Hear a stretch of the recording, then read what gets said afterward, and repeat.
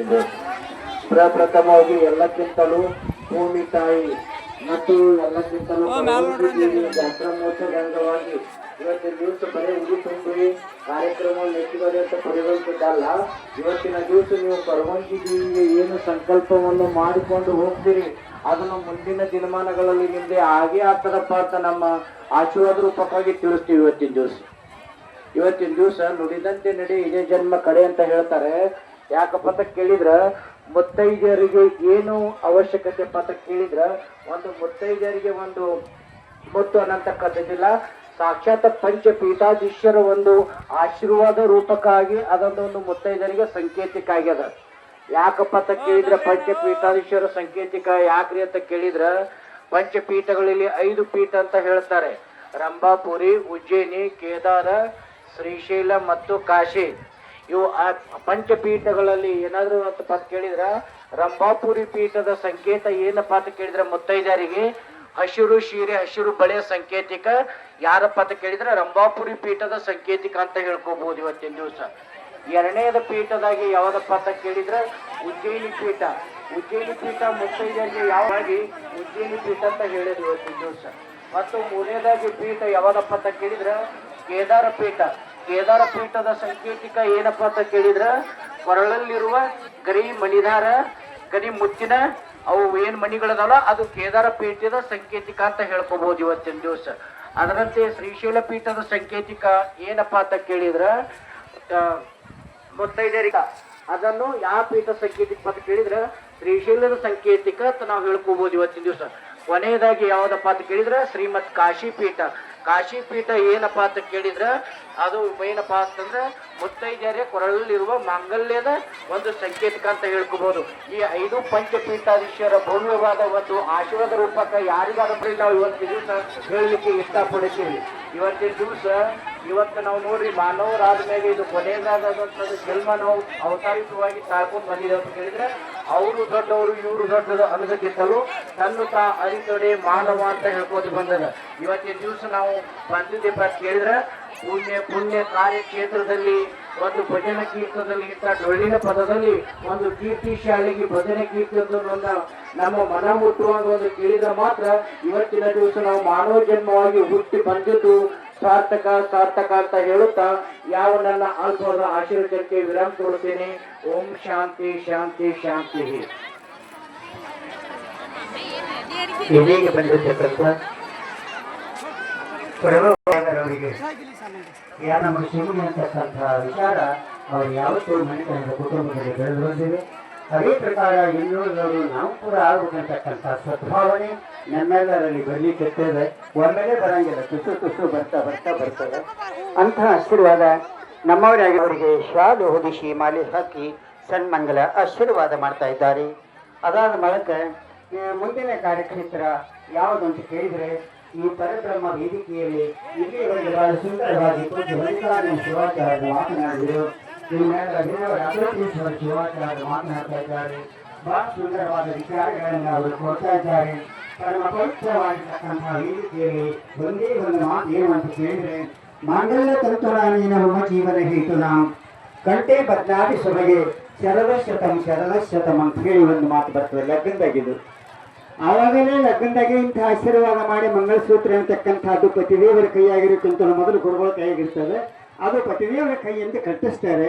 ಅಂಥ ಮಾಂಗಲ್ಯ ತಂತು ನಾನೇನ ಮಮ ಜೀವನ ಹೇತು ನಾವು ಕಂಠದಲ್ಲಿ ಸದಾ ಕಾಲ ಇರಲಿ, ವಿವಾಹ ಭಾಗ್ಯ ಆರೋಗ್ಯವಾಗಿರಲಿ, ಮತ್ತು ಪುತ್ರ ಲಾಭಂಚತೆ ಹಿಮೆ ಸದಾ ಕಾಲ ನಮಗೆ ಸಂತಾನ ಭಾಗ್ಯ ಭಗವಂತ ನಡೆಸಿಕೊಡ್ಲಿ ಅಂತ ಹೇಳಿ ಕೆಟ್ಟಿರ್ತಾರೆ. ಅಷ್ಟೇ ಅಲ್ಲ, ಇವತ್ತಿನ ದಿವಸ ಇವತ್ತಿನ ಸಭೆಯಲ್ಲಿ ಒಂದು ಮಾತು ಏನು ಅಂತ ಕೇಳಿದರೆ ಈ ಮುತ್ತೈದೆ ಭಾಗ್ಯ ಎಲ್ಲ ತಾಯಂದಿರಿಗೆ ಏನು ಆಶೀರ್ವಾದ ಅಂತ ಕೇಳಿದರೆ ಕೊನೆಯ ಉಸಿರಿನವರೆಗೂ ನಿಮ್ಮ ಮುತ್ತೈದೆ ಭಾಗ್ಯದ ಆಭರಣಗಳು ನಿಮ್ಮ ಶರೀರದ ಮೇಲೆ ಇರಲಿ ಅಂತಕ್ಕಂಥ ಆಶೀರ್ವಾದ ದಿವಸ ಈ ವೇದಿಕೆಯಲ್ಲಿ ನಾವು ಸುಂದರವಾಗಿ ಭಗವಂತನಲ್ಲಿ ಪ್ರಾರ್ಥನಾ ಮಾಡಿ ಹೇಳ್ತಾ ಇದ್ದೇವೆ. ಆ ಮುಂದಿನ ವಿಚಾರ ಅಂತಕ್ಕಂಥದ್ದು ಪರಮ ಪೂಜ್ಯ ಗುರುಗಳು ತಮ್ಮ ಆಶೀರ್ವಚನ ರೂಪದಲ್ಲಿ ನೀಡ್ತಾ ಇದ್ದಾರೆ. ಪರಮಾಷ್ಟಾಂತ ಮೂರ್ತಿಗಳಾಗಿ ಆರಿಸಿದೆ.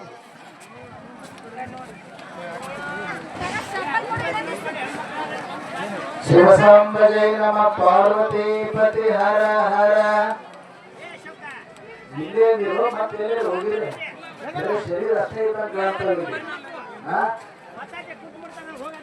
ಸರಿ ಜೋರಾಗಿ ಎಲ್ಲಾರು ಜಯಘೋಷ ಮಾಡ್ರಿ. ಜಗದ್ಗುರು ಪಂಚಾಚಾರ್ಯ ಮಹಾರಾಜ್ ಕಿ, ಜಗದ್ಗುರು ರೇವಣ ಸಿದ್ದೇಶ್ವರ ಮಹಾರಾಜ್ ಕಿ, ಕೊರವಂಜಿ ಮಾತಾ ಕಿ. ಬಂದ್ರಿ ಇಲ್ಲೇ ಬಂದಿರಿ ಗೊತ್ತಾಗ್ಯದ. ಜಿಯಾಕ್ಷರಿ ಬಸವಾದಿ ಶಿವಶರಣರನ್ನ ಜಗತ್ತಿನ ಎಲ್ಲ ದಾರ್ಶನಿಕ ಸಂತ ಮಹಂತರನ್ನ ಸ್ಮರಣೆಯನ್ನ ಮಾಡಿ ಎನ್ನ ಆರಾಧ್ಯ ಶ್ರೀ ಗುರುವಿನನ್ನ ಧ್ಯಾನಿಸಿ ಈ ಕಾರ್ಯಕ್ರಮದ ಕಾರಣಿಕಳು ಅಹಿರಸಂಗ ಗ್ರಾಮದ ಕುದುರೆ ವಸ್ತಿ, ಗೋಡ್ಯಾಳ ವಸ್ತಿ, ನಾಯ್ಕೋಡಿ ವಸ್ತಿಯ ಮಧ್ಯದಲ್ಲಿರ್ತಕ್ಕಂಥ ಕೊರವಂಜಿ ದೇವಿಯ ಕರ್ತೃತ್ವ ಶಕ್ತಿಯೂ ಕೂಡ ಅನಂತ ಪ್ರಣಾಮಗಳನ್ನು ಸಮರ್ಪಣೆಯನ್ನು ಮಾಡಿ ಈ ಒಂದು ಕೊರವಂಜಿ ದೇವಿಯ ಜಾತ್ರಾ ಮಹೋತ್ಸವದ ತನ್ನಿಮಿತ್ತವಾಗಿ ಹಮ್ಮಿಕೊಂಡಿರ್ತಕ್ಕಂಥ ಈ ಒಂದು ಸುಮಂಗಲೆಯರ ಉಡಿ ತುಂಬುವ ಕಾರ್ಯಕ್ರಮ ಹಾಗೂ ಡೊಳ್ಳಿನ ಗಾಯನ ಕಾರ್ಯಕ್ರಮದ ಪಾವನ ಸಾನ್ನಿಧ್ಯವನ್ನ ಅಲಂಕರಿಸಿರುವಂತಹ ಇದೀಗ ತಾನೇ ತಮ್ಮೆಲ್ಲರನ್ನ ಉದ್ದೇಶಿಸಿ ಬಹಳ ಸುಂದರವಾಗಿ ಮಾತನಾಡಿರ್ತಕ್ಕಂಥ ಪರಮ ಪೂಜ್ಯ ಶಟಸ್ಥಲ ಬ್ರಹ್ಮ ಮಲ್ಲಿಕಾರ್ಜುನ ಶಿವಾಚಾರ್ಯ ಸ್ವಾಮೀಜಿಯವರಲ್ಲಿ ಅನಂತ ಪ್ರಣಾಮಗಳನ್ನು ಸಮರ್ಪಣೆಯನ್ನು ಮಾಡಿ ನಾಡಿನ ಹೆಸರಾಂತ ಪುರಾಣ ಪ್ರವಚನ ಪಟುಗಳಲ್ಲಿ ಒಬ್ಬರಾಗಿರುವಂಥವರು, ಪ್ರಕಾಂಡ ಪಂಡಿತರಾದರೂ ಕೂಡ ಎಲ್ಲರ ಜೊತೆಯಲ್ಲಿ ಸರಳತೆಯಿಂದ ಬೆರೆತಕ್ಕಂಥ ವೇದಮೂರ್ತಿ ರೇವಣಸಿದ್ದಯ್ಯ ಶಾಸ್ತ್ರೀಜಿಯವರಲ್ಲಿ ವೇದಿಕೆಯ ಮೇಲೆ ಆಸೀನರಾಗಿರ್ತಕ್ಕಂಥ ಮಹಾದಾನಿಗಳು, ಗ್ರಾಮದ ಸದ್ಭಕ್ತರೂ ಆಗಿರ್ತಕ್ಕಂಥ ನಮ್ಮ ಪ್ರಭುಗೌಡರಲ್ಲಿ, ಹಾಗೇನೆ ಬಹಳ ಅತ್ಯದ್ಭುತವಾಗಿರ್ತಕ್ಕಂಥ ಸಂಗೀತದ ಒಂದು ಡೊಳ್ಳಿನ ಗಾಯನವನ್ನು ಮಾಡಿರ್ತಕ್ಕಂಥ ಮುಗುಳಿಹಾಳ ಗ್ರಾಮದ ಸಹೋದರಿ ಸುಮಿತ್ರಾ ಮುಗುಳಿಹಾಳ ತಂಡದ ಎಲ್ಲ ಕಲಾ ಬಳಗದವರಲ್ಲಿ, ಹಾಗೇನೆ ಕಲಗುರ್ಕಿಯ ಕಲಾ ಬಳಗದವರಲ್ಲಿ ಈ ಒಂದು ಸಮಾರಂಭದಲ್ಲಿ ಸಮ್ಮಿಲಿತರಾಗಿರ್ತಕ್ಕಂಥ ಸಾಕ್ಷಾತ್ ಜಗನ್ಮಾತೆಯ ಸ್ವರೂಪಿಗಳಾಗಿರುವ ಯಾವತ್ತೂ ಶ್ರದ್ಧೆಯ ತಾಯಿ ತಂಗಿಯರೇ, ಶರಣ ಬಂಧುಗಳೇ, ನಿಮ್ಮೆಲ್ಲರ ಅಂತರಾತ್ಮದಲ್ಲಿ ಬೆಳಗುತ್ತಿರುವ ಪರಂಜ್ಯೋತಿ ಪರಮಾತ್ಮನಿಗೆ ಶರಣು ಸಮರ್ಪಣೆಗಳು. ಬಹುಶಃ ಮಧ್ಯಾಹ್ನ 1 ಗಂಟೆ ಸಮಯ ದಾಟಿ ಬಿಟ್ಟದೀಗ. ಈಗ ಇಲ್ಲಿ ತನ ನಿಮ್ಮ ಮನಸ್ಸಿನೊಳಗ ಆ ಡೊಳ್ಳಿನ ಪದದ ಒಂದು ಗಾಯನವನ್ನು ನೀವೆಲ್ಲ ಕೇಳ್ಕೋತ ಹೆಂಗಾಗ್ಯದ ಒಂದು ರೀತಿಯೊಳಗ ಹುಗ್ಗಿ ಉಂಡಂಗೆ ಆಗ್ಯದ ನಿಮಗೆಲ್ಲ. ಇನ್ನ ಭಾಳ ಮಾತಾಡ್ಕೋತ ಕೂತ್ವಿ ಹೊಟ್ಟೆ ತುಂಬದ ಮೇಲೆ ಹೋಗಿ ಮುಳುಮುಳ್ಳು ಅಂದಂಗೆ ಮತ್ತೆ ಹೆಚ್ಚಿಗೆ ಆಗಬಾರದು. ಜೊತೆಗೆ ನಮ್ಮ ಎಲ್ಲ ತಾಯಂದಿರ ಬಳಗ ಪ್ರಸಾದದ ಬಟ್ಲ ಎದುರುಗಡೆ ಬಂದು ಬಿಟ್ಟದೀಗ. ಎಲ್ಲ ಎಡಿ ಮಾಡಾಕತ್ತಾರ.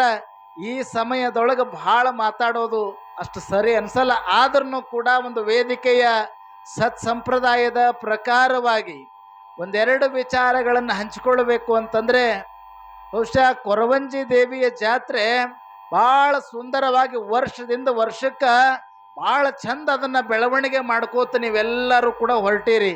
ಬಹುಶಃ ಇದರಿಂದ ನಮಗೆ ಆಗುವಂತಹ ಅರ್ಥ ಏನು ಅಂತ ಕೇಳಿದ್ರೆ, ಒಂದು ಜಾತ್ರೆ ಬೆಳವಣಿಗೆ ಆಗ್ತಾ ಸುಂದರವಾಗಿ ನಡ್ಕೊಂಡು ಹೊಂಟದ ಅಂತಂದ್ರೆ ನಿಮ್ಮಲ್ಲಿರುವಂಥ ಭಕ್ತಿ ಅದು ಹೆಚ್ಚಿಗಾಗ್ಯದ ಅಂತಕ್ಕಂಥದ್ದನ್ನು ಇವತ್ತು ನಾವೆಲ್ಲ ಮನಗಾಣಬೇಕಾಗಿದೆ. ಈ ಒಂದು ಕೊರವಂಜಿ ದೇವಿಯ ಜಾತ್ರಾ ಮಹೋತ್ಸವದ ನಿಮಿತ್ತವಾಗಿ ಇವತ್ತು ಎಲ್ಲ ತಾಯಂದಿರಿಗೆ ಉಡಿ ತುಂಬತಕ್ಕಂಥ ಕಾರ್ಯಕ್ರಮ. ಬಹುಶಃ ನಾವೆಲ್ಲ ತಾಯಂದಿರು ನೀವು ಬಹಳ ಜನ ಲಕ್ಷ್ಯ ಕೊಟ್ಟು ಕೇಳ್ರಿ. ಬಹಳ ಜನ ತಾಯಂದ್ರೆ ಇಲ್ಲಿ ಸೇರಿರೋದ್ರಿಂದ ನಿಮಗೊಂದು ಮಾತು ಹೇಳಕ್ಕೆ ಇಷ್ಟಪಡ್ತೀನಿ ನಾನು. ಏನು ಅಂತ ಕೇಳಿದ್ರೆ, ಈ ಸಮಾಜದ ಸುಧಾರಣೆ ಆಗಬೇಕಾಗಿರೋದು ಅದು ನಿಮ್ಮಿಂದ ಮಾತ್ರ ಸಾಧ್ಯ ಅದ. ಈ ಸಮಾಜ ಸರಿದಾರಿಯೊಳಗೆ ಹೋಗ್ಬೇಕಾಗಿತ್ತು ಅಂದ್ರೆ ತಾಯಂದಿರಿಂದ ಮಾತ್ರ ಸಾಧ್ಯ ಅದ. ಯಾಕಂದ್ರೆ ನೀವು ಕೇವಲ ತಾಯಂದಿರು ಅಂದ್ರೆ ನೀವು ಕೇವಲ ಒಂದು ವ್ಯಕ್ತಿ ಅಲ್ಲ. ಹೇಳ್ತಾರೆ, ಯತ್ರ ನಾರ್ಯಸ್ತು ಪೂಜ್ಯಂತೆ ರಮಂತೆ ತತ್ರ ದೇವತಾ ಅಂತ ಹೇಳ್ತಾರೆ.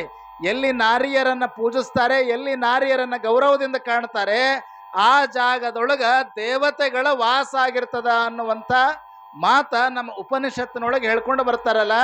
ಹಂಗ ಇವತ್ತು ತಾಯಂದಿರು ಅನ್ನುವಂತಹ ಶಬ್ದಕ್ಕೆ ಇನ್ನೊಂದು ಅರ್ಥ ಏನು ಅಂದ್ರೆ, ನೀವು ಆ ಜಗನ್ಮಾತೆ ಪಾರ್ವತಿ ದೇವಿಯ ಸ್ವರೂಪಿಗಳು ಅಂತಕ್ಕಂಥದ್ದನ್ನ ನಿಮ್ಮಿಂದ ಈ ಜಗತ್ತು ಬದಲಾವಣೆ ಆಗ್ಬೇಕಾಗಿದೆ. ಜಗತ್ತು ಸರಿದಾರಿಯೊಳಗೆ ಹೋಗ್ಬೇಕಾಗಿದೆ. ನಿಮ್ಮಿಂದ ಈ ಸಮಾಜ ಸುಭದ್ರವಾಗಿ ನಿಲ್ಲಬೇಕಾಗಿದೆ.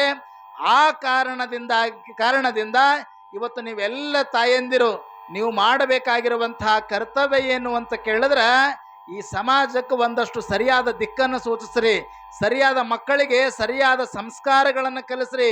ಮಕ್ಕಳಿಗೆ ಸರಿಯಾದ ಸಂಸ್ಕಾರ ಅನ್ನೋದು ಇಲ್ಲ ಅಂತಂದ್ರೆ ಈ ಸಮಾಜದ ಪರಿಸ್ಥಿತಿ ಅದು ಅಸ್ತವ್ಯಸ್ತ ಆಗ್ತದ. ಉದಾಹರಣೆಗೆ ನಿಮಗೆಲ್ಲ ಹೇಳಬೇಕು ಅಂತಂದ್ರೆ, ಮಕ್ಕಳಿಗೆ ಸಂಸ್ಕಾರ ಅನ್ನೋದು ಇಲ್ಲ ಅಂತಂದ್ರೆ ಪರಿಸ್ಥಿತಿ ಹೆಂಗ ಆಗ್ತದ ಅಂತ ಹೇಳಿ ಒಂದು ಸಣ್ಣ ವಿಚಾರ ನಿಮಗೆ ಅರ್ಥ ಆಗುವಂಗ ನಾನು ಹೇಳಲಿಕ್ಕೆ ಇಚ್ಛೆ ಪಡ್ತೀನಿ. ಏನು ಅಂತ ಕೇಳಿದ್ರೆ, ಒಮ್ಮೆ ಏನಾಗಿತ್ತು ಅಂದ್ರೆ ಬೆಂಗಳೂರು ಒಳಗೆ ಒಂದು ಕಾರ್ಯಕ್ರಮಕ್ಕೆ ಹೋಗಿದ್ವಿ ನಾವೆಲ್ಲ. ಬೆಂಗಳೂರೊಳಗೆ ಒಂದು ಕಾರ್ಯಕ್ರಮಕ್ಕೆ ಹೋದಂತಹ ಸಮಯದೊಳಗ ಅಲ್ಲೊಂದು ವೀರಶೈವ ಲಿಂಗಾಯತ ಅಭಿವೃದ್ಧಿ ಮಂಡಳಿ ಅಂಥೇಳಿ ಅದಕ್ಕೊಬ್ಬ ಪರಮಶಿವಯ್ಯನವರು ಅಂತ ಅಧ್ಯಕ್ಷರದಾರ. ಅವರು ಒಂದು ಕಾರ್ಯಕ್ರಮಕ್ಕೆ ನಮ್ಮೆಲ್ಲರನ್ನ ಆಹ್ವಾನ ಮಾಡಿದ್ರು. ನಾವೆಲ್ಲ ಹೋಗಿದ್ವಿ. ಹೋದ ಬಳಿಕಲ್ಲಿ ಏನಾಯ್ತು ಅಂದ್ರೆ, ಕಾರ್ಯಕ್ರಮ ಇನ್ನೂ ಒಂದು ತಾಸು ತಡ ಆದ್ರಿ ಸ್ವಾಮೀಜಿ. ಮತ್ತು ನಮ್ಮದೇ ಆದಂತಹ ಒಂದಷ್ಟು ಶಿಕ್ಷಣ ಸಂಸ್ಥೆಗಳದಾವ, ವೃದ್ಧಾಶ್ರಮಗಳದಾವ, ಹಾಸ್ಟೆಲ್ಗಳದಾವ, ಒಂದು ರೌಂಡ್ ಎಲ್ಲರೂ ನೋಡ್ಕೊಂಡು ಬರೋಣ ಬರ್ರಿ ಅಂತ ಕರ್ಕೊಂಡು ಹೋದ್ರು. ನಮಗೆ ಬರ್ರಿ ಅಂತ ನಾವೆಲ್ಲ ಕರ್ಕೊಂಡು ಹೋದ ಕೂಡಲೇ ಹೋಗಿ ಎಲ್ಲ ನೋಡಿದ್ವಿ. ಹಾಸ್ಟೆಲ್ ನೋಡಿದ್ವಿ, ಭಾಳ ಚಂದ ಮಾಡಿದ್ರು, ವ್ಯವಸ್ಥಿತ ಮಾಡಿದ್ರು. ಕೊನೆಗೆ ವೃದ್ಧಾಶ್ರಮಕ್ಕೆ ಹೋಗಿ ಬರೋಣ ಸ್ವಾಮೀಜಿ ಅಂತ ಹೇಳಿದ್ರು ಅವರು. ಅವಾಗ ನಮಗನ್ನಿಸ್ತು, ಬಹುಶಃ ವೃದ್ಧಾಶ್ರಮ ಅಂದ್ರೆ ಹೆಂಗಿರ್ತದೆ ನೋಡ್ಬೇಕಂತ ನಾವು ಹೋದ್ವಿ. ಅಲ್ಲಿ ಆ ವೃದ್ಧಾಶ್ರಮಕ್ಕೆ ಹೋದ ಬಳಿಕ ಬಹಳ ಜನ ಹಿರಿಯರೆಲ್ಲ ಅಲ್ಲಿದ್ರು. ಇದ್ದ ಕೂಡಲೇ ಎಲ್ಲಾರನ್ನೂ ಹೋಗಿ ಮಾತಾಡ್ಸಿದ್ವಿ. ಹೆಂಗದಿರಿ, ಎಲ್ಲ ಆರಾಮದಿರಿ, ನಿಮಗೆಲ್ಲ ಊಟ ಅದೆಲ್ಲ ಸರಿಯಾದ ಸಮಯಕ್ಕೆ ಕೊಡ್ತಾರ, ನಿಮಗೇನಾದರೂ ಅಸ್ತವ್ಯಸ್ತ ಮಾಡ್ತಾರೋ ಹೆಂಗೋ ಎಲ್ಲಾನು ವಿಚಾರ ಮಾಡ್ಕೋತ ಹೊಂಟಿದ್ವಿ. ಹೋಗಿ ಭಾಳ ಚಂದವಿಲ್ರಪ್ಪ, ನಮಗೆಲ್ಲ ಬಹಳ ಶಿಸ್ತು ವ್ಯವಸ್ಥೆ ಮಾಡ್ತಾರೆ, ಯಾವ ಕೊರತೆನೂ ಇಲ್ಲ ಅಂತೇಳಿ ಹೇಳಿದ್ರು ಅವರು. ಆಯ್ತು, ಭಾಳ ಸಂತೋಷ ಅಂಥೇಳಿ ತಿರುಗಾಡಿ ವಾಪಸ್ ನಾವು ಮತ್ತು ಆ ಕಾರ್ಯಕ್ರಮ ಸಮಯ ಆಯ್ತು ಹೋಗ್ಬೇಕಂತೇಳಿ ವಾಪಸ್ ಬರಾಕತ್ತಿದ್ದೆವು. ವಾಪಸ್ ಹೊಳ್ಳಿ ಹೋಗೋ ಸಂದರ್ಭಕ್ಕೆ ಒಬ್ಬರು ಒಂದು 70-75 ವರ್ಷ ಆಗಿತ್ತು ಅನ್ನಿಸ್ತದ.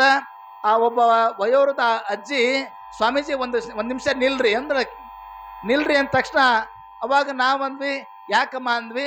ಇಲ್ಲ, ಒಂದು ನಿಮಿಷ ನಿಲ್ರಿ ಸ್ವಾಮೀಜಿ ಅಂಥೇಳಿ ನಮ್ಮನ್ನು ನಿಲ್ಲಿಸಿ ತಮ್ಮ ರೂಮಿನೊಳಗೆ ಹೋದರು ಅವರು. ಒಳಗೆ ಹೋಗಿ ವಾಪಸ್ ಬಂದ ಕೂಡಲೇ ಅವಾಗ ಏನು ಮಾಡಿದ್ರು ಅಂದ್ರೆ, ತಮ್ಮ ಪರ್ಸ್ನಿಂದ ಒಂದು 100 ರೂಪಾಯಿ ತೆಗೆದು ನಮಗೆ ಕೊಟ್ಟು ನಮಸ್ಕಾರ ಮಾಡಾಕತ್ರು. ನಮಸ್ಕಾರ ಮಾಡಾಕತ್ತ ಕೂಡಲೇ ಅವಾಗ ನಾನಂದೆ, ಅಲ್ಲಮ್ಮ, ಇದು ನಿಮಗೆ ಏನಾದರೂ ವ್ಯವಸ್ಥೆಗೆ ಬೇಕಾಗ್ತದ, ನಿಮಗೆ ಏನು ಕೊರತೆ ತಗೊಳ್ರಿ, ನಮಗೆ ಯಾಕೆ ದುಡ್ಡು ಕೊಡಾಕತ್ತೀರಿ, ಇರಲಿ ನಿಮ್ಮ ಅನುಕೂಲಕ್ಕೆ ಇರಲಿ ಅಂತ ನಾನು ವಾಪಸ್ ಕೊಡಕ್ಕೆ ಹೋದ್ರೆ, ಆ ತಾಯಿ ಏನೇ ಒಂದು ಮಾತು ಹೇಳಿದ್ರು. ಏನು ಅಂತಂದ್ರೆ, ಸ್ವಾಮೀಜಿ, ನಮಗೆ ಯಾವತ್ತೂ ದುಡ್ಡಿನ ಕೊರತೆ ಇಲ್ಲ. ಯಾಕಂದರೆ ನನ್ನ ಗಂಡ ಬ್ಯಾಂಕ್ ಮ್ಯಾನೇಜರ್ ಆಗಿದ್ರು, ಅವ್ರ ಅರ್ಧ ಪೆನ್ಷನ್ ನನಗೆ ಬರ್ತದ. ಜೊತೆಗೆ ಅಮೇರಿಕಾದೊಳಗಿರ್ತಕ್ಕಂಥ ನನ್ನ ಮಗಳು ನನಗೆ ಪ್ರತಿ ತಿಂಗಳು ಒಂದು 20,000 ರೂಪಾಯಿ ನನಗೆ ದುಡ್ಡು ಹಾಕ್ತಾಳ.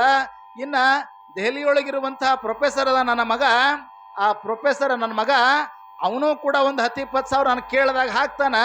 ಆದ್ರೆ ನನಗೆ ದುಡ್ಡಿನ ಕೊರತೆ ಆಗಿಲ್ಲ, ನನಗೆ ಯಾವ ವ್ಯವಸ್ಥೆ ಕೊರತೆ ಆಗಿಲ್ಲ. ನನಗೆ ಕೊರತೆ ಯಾವುದಾಗ್ಯದ ಅಂತ ಕೇಳಿದ್ರೆ, ನನಗೆ ಪ್ರೀತಿ ಕಾಳಜಿಯ ಕೊರತೆ ನನಗೆ ಕಾಡಾಕತ್ತದ ಸ್ವಾಮೀಜಿ. ಅದಕ್ಕೆ ನನಗೆ ಅದು ಭಾಳ ನೋವದ ಅನ್ನುವಂತಹ ಮಾತು ಆ ತಾಯಿ ಹೇಳಿದ್ಲು. ಅಂದ್ರೆ ಇದನ್ನು ಯಾಕೆ ನಾನು ಈ ಮಾತು ಹೇಳ್ತೀನಿ ಅಂತಂದ್ರೆ, ತಾಯಂದಿರಾಗಿರ್ತಕ್ಕಂಥವ್ರು ನೀವೆಲ್ಲ ನಿಮ್ಮ ಮಕ್ಕಳಿಗೆ ಶಿಕ್ಷಣ ಕೊಡುವುದರ ಜೊತೆಯೊಳಗ ಪ್ರೀತಿ, ಮಮಕಾರ, ವಾತ್ಸಲ್ಯ, ಸಹೋದರತೆ, ಬಾಂಧವ್ಯ ಅನ್ನೋದು ಏನು ಅನ್ನೋದನ್ನ, ಅದರ ಬೆಲೆ ಎಂಥದ್ದು ಅನ್ನೋದನ್ನ ತಿಳಿಸಿ ಬೆಳೆಸಬೇಕಾಗಿರ್ತಕ್ಕಂಥ ಜವಾಬ್ದಾರಿ ಯಾರ ಮೇಲದ ಅಂದ್ರೆ ಅದು ನಮ್ಮೆಲ್ಲ ತಾಯಂದಿರ ಬಳಗದ ಮೇಲದ ಅನ್ನೋದನ್ನ ನಾನು ಈ ಸಂದರ್ಭದೊಳಗೆ ಹೇಳಲಿಕ್ಕೆ ಇಚ್ಛೆ ಪಡ್ತೀನಿ. ಯಾಕೆ ಅಂತ ಕೇಳಿದ್ರೆ, ಮನೆಯೊಳಗೆ ನಮ್ಮ ತಾಯಂದಿರು ನೀವು ಮಕ್ಕಳಿಗೆ ಕಲಿಸುವಂತಹ ಶಿಕ್ಷಣ ಯಾವ ಯೂನಿವರ್ಸಿಟಿಯೊಳಗೂ ಕೂಡ ಸಿಗಲಿಕ್ಕೆ ಸಾಧ್ಯ ಇಲ್ಲ. ಅಂತಹ ಶ್ರೇಷ್ಠವಾದ ಸಂಸ್ಕಾರವನ್ನ ತಾಯಂದಿರಾಗಿರ್ತಕ್ಕಂಥವ್ರು ನೀವೆಲ್ಲ ಕೊಡಬೇಕು. ಮತ್ತು ಸಂಸ್ಕಾರ ಅಂದ ಕೂಡಲೇ ಹೋಗಿ ಎಲ್ಲೋ ಹೋಗಿ ತರೋದಲ್ಲ, ನಿಮ್ಮ ದೈನಂದಿನ ಬದುಕಿನೊಳಗಿರುವಂಥದ್ದು. ನಾವು ಬದುಕುವ ರೀತಿ, ಬದುಕುವ ಶೈಲಿ ಏನದಲ್ಲ, ಆ ಬದುಕುವ ರೀತಿಯೊಳಗೆ ನಮಗೆ ಸಂಸ್ಕಾರ ಅನ್ನೋದು ಸಿಗ್ತದ. ಉದಾಹರಣೆಗೆ ಹೇಳಬೇಕು ಅಂದ್ರೆ, ನೀವೆಲ್ಲ ನಿಮ್ಮ ಮಕ್ಕಳಿಗೆ ಶಾಲೆಗೆ ಕಳಿಸ್ತೀರಿ, ನೀವೆಲ್ಲ ಲಕ್ಷ್ಯ ಆದಿಲ್ರಿ ಅವ ಎಲ್ಲರದು ಪ್ರಸಾದದ ಕಡೆ ಅದನ್ನ. ಮತ್ತು ಹೋಳಿಗೆ ಬಂದಾವೀಗ, ಒಂದು 2 ನಿಮಿಷ, ಭಾಳ ಹೊತ್ತು ಮಾತಾಡಲ್ಲ. ನೀವೆಲ್ಲ ನಿಮ್ಮ ಮಕ್ಕಳಿಗೆ ಶಾಲೆಗೆ ಕಳಿಸ್ತೀರಿ. ಶಾಲೆಗೆ ಕಳಿಸ್ಬೇಕಾದ್ರೆ ಅವ್ರಿಗೆ ಶಾಲೆ ಯೂನಿಫಾರ್ಮ್ ಹಾಕ್ತೀರಿ, ಬುಕ್ ಬ್ಯಾಗ್ ಎಲ್ಲ ಹಾಕ್ತೀರಿ, ಜೊತೆಗೆ ಮಧ್ಯಾಹ್ನ ಊಟಕ್ಕಂತ ಒಂದು ಡಬ್ಬಿ ಕೊಟ್ಟು ಕಳಿಸ್ತೀರಿ, ಹೌದಲ್ಲ? ಡಬ್ಬಿ ಕಟ್ಟಿ ಕಳಿಸ್ತಿ. ನಿನ್ನ ಗೆಳೆಯರು ಯಾರಾದರೂ ಕೂಡ ಡಬ್ಬಿ ಬಿಟ್ಟು ಬಂದಿದ್ರು ಅಂದ್ರೆ ಈ ರೊಟ್ಟಿ ಅವ್ರಿಗೆ ನೀವು ಕೊಡಬೇಕು ಅಂತ ಆ ಮಗುವಿನ ಮನಸ್ಸಿನೊಳಗ ಹೇಳಿ ಅದನ್ನ ಅವನಿಗೆ ಕೊಟ್ಟು ನೀವು ಕಳಿಸಿದ್ರಿ ಅಂತಂದ್ರ ಆ ಮಗು ಏನು ತಿಳ್ಕೊಳ್ತದ ಅಂತ ಕೇಳಿದ್ರ, ಬಹುಶಃ ನಮಗೆ ಏನಾದರೂ ಕೂಡ ನಮ್ಮ ತಾಯಿ ಆಗಲಿ ನಮ್ಮ ಭಗವಂತ ನಮಗೇನಾದರೂ ಕೊಟ್ಟಿದ್ದ ಅಂದ್ರೆ ಅದನ್ನ ಒಂದಷ್ಟು ಮತ್ತೊಬ್ಬರಿಗೆ ಕೊಟ್ಟು ತಿನ್ನುವಂಥದ್ದು ನಮ್ಮ ಸಂಸ್ಕಾರ ಇದ್ದಂಗೆ ಕಾಣ್ತದ ಅಂತೇಳಿ ಆ ಬೆಳೀತಾ ಇರುವಂತಹ ಮಗುವಿನ ಮನಸ್ಸಿನೊಳಗೆ ಮೂಡ್ತು ಅಂತಂದ್ರೆ ಅದುವೇ ಸಂಸ್ಕಾರ ಅನ್ನೋದನ್ನ ನಾವೆಲ್ಲ ಅರ್ಥ ಮಾಡಿಕೊಳ್ಬೇಕಾಗಿದೆ. ಆ ಮಕ್ಕಳಿಗೆ ಒಳ್ಳೆಯ ಚಿಂತನೆಗಳನ್ನ ಕೊಟ್ಟು ನೀವೆಲ್ಲ ಒಳ್ಳೆಯ ವಿಚಾರಗಳನ್ನ ಬೋಧನೆಯನ್ನ ಮಾಡ್ರಿ ಅನ್ನುವಂತಹ ಮಾತನ್ನ ಹೇಳ್ತಾ, ಮುಂದಿರ್ತಕ್ಕಂಥ ನಿಮ್ಮ ಪ್ರಸಾದಕ್ಕೆ ತಡ ಮಾಡ್ಲಾರ್ದಂಗ ಆ ಭಗವಂತ ನಿಮಗೆಲ್ಲ ಒಳ್ಳೇದು ಮಾಡಲಿ. ಈ ಕಾರ್ಯಕ್ರಮ ವರ್ಷದಿಂದ ವರ್ಷಕ್ಕೆ ಮತ್ತಷ್ಟು ಹೆಚ್ಚಾಗಿ ಬೆಳೀಲಿ. ಈ ಸಮಾಜಕ್ಕೆ ಏನಾದರೂ ಕೂಡ ಒಳ್ಳೆಯ ವಿಚಾರಗಳನ್ನು ಕೊಡ್ತಕ್ಕಂತಹ ವೇದಿಕೆ ಇದು ಆಗಲಿ ಅನ್ನುವಂತಹ ಮಾತನ್ನು ಹೇಳ್ತಾ, ನೀವೆಲ್ಲ ಮುತ್ತೈದೆಯರು ಈ ಕಾರ್ಯಕ್ರಮವನ್ನು ಆಯೋಜನೆ ಮಾಡಿರ್ತಕ್ಕಂಥ ಎಲ್ಲ ಯುವಬಳಗಕ್ಕ ಹಿರಿಯರಿಗೆ ನೀವೆಲ್ಲ ಸುಂದರವಾಗಿ ಬದುಕನ್ನು ಸಾಗಿಸ್ರಿ, ನಾಡು ಸಮೃದ್ಧ ಆಗಲಿ ಅಂತೇಳಿ ನೀವೆಲ್ಲ ಮನಸ್ಸಿನಿಂದ ಅವರಿಗೆ ಆಶೀರ್ವಾದವನ್ನು ಮಾಡ್ರಿ ಅಂತಕ್ಕಂತಹ ಮಾತನ್ನು ಹೇಳ್ತಾ ಎಲ್ಲರಿಗೂ ಶುಭವಾಗಲಿ ಅಂತ ಹರೈಸಿ 2 ಮಾತು ವಿರಾಮ ಕೊಡ್ತಾ ಇದ್ದೀವಿ. ಓಂ ಶಂಭೋಯ. ಮುಂದಿನ ಕಾರ್ಯಕ್ರಮ ಅನ್ನಪೂರ್ಣೇಶ್ವರಿ ಪೂಜೆಯೊಂದಿಗೆ ಪಂಕ್ತಿ ಪ್ರಾರಂಭ ಆಗ್ತಾ ಇದೆ. ಎಲ್ಲರೂ ಸಹಕರಿಸಬೇಕು. ಬಹುಶಃ ಇನ್ನ ನೀಡಕತ್ಯಾರ, ಹಂಗೆ ನೀಡ್ತಾನೆ ಅನ್ನಪೂರ್ಣೇಶ್ವರಿ ಪೂಜೆ ಮಾಡ್ತೀವಿ. ಈಗ ಮುಂದಿನ ಹಾಡಿಕೆ ಚಾಲು ಮಾಡ್ರಿ. ಅಪ್ಪನ ಸಾವಕಾಶ ಹೋಗಿರಿ, ಆ ಕುರ್ಚಿ ತೆಗಿರಿ, ತೆಗಿತಮ್ಮ. ತಾಯಿ ಮಾಗಿ ಹೋಗ್ತದ, ತಾಯಿ ಮಾಗಿ ಹೋಗ್ತದ. ಎಲ್ಲಾರು ತಾತಾಶ್ ಮಾತಾಡ ಹಾಡೇ ಹೋಗ್ತಾವ. ಚಾಲು ಮಾಡ್ರಿ. ಅವ ನಿಮ್ಮ ಮ್ಯೂಸಿಕ್ದ ಒಂದು ತಾಸ ಹೇಳೋ ಒಂದು ತಾಸ ಮಾಡಬೇಡ್ರಿ, ಬರೋದು ಮುಗಿಸ್ರಿ. ಅವ ಈಗ ಬಿಟ್ಬಿಡು ನಾಕ ಹಂಗ್ಯಾಕೋಪ. ಅವ್ರಿಗಿಂತ ಮೊದಲು ನೀನು ಅವಸರ ಮಾಡತ್ತೀನ, ಪದನ ಹಾಡಿನ. ಹಾಲ ಮಥದೊಳಗ ಐತೆ ಗಮ್ಮನ ತಾಯ ತಂದೆ ಹಸುರನೆ ಗೋತ ಐತಿ ಮಾಯಕ್ಕನವರು ಹೊತ್ತ